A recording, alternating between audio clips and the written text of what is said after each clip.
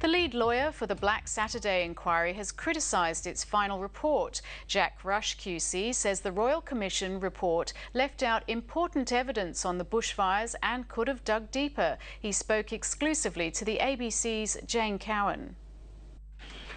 He might have led the inquiry, but the Commissioner's final report was as much a surprise to Jack Rush as to anyone else. First thing I couldn't get over was the size of it. In connection with the real issues, it was a pretty slim couple of volumes. The QC won't directly criticise, and he emphasises it was up to the Commissioners to make the final decisions, but he will say this. I have to say, to be frank, that from one perspective that the report could have been more significant in the sense of identifying some very important evidence that doesn't make its way into it.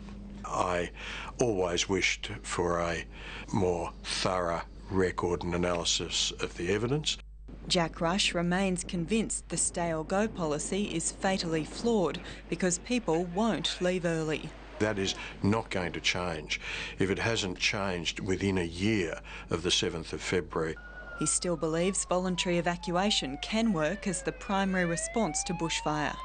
I think the evidence was overwhelming that it can apply in Victoria. The theories that were put up against it, that roads would be congested and clogged and trees would fall over roads and the like, I think that was pretty much put to rest. The QC is hopeful things will change.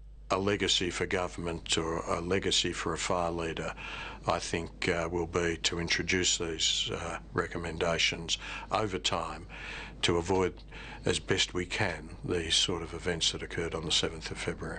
That too will be in someone else's hands. Jane Cowan, ABC News, Melbourne.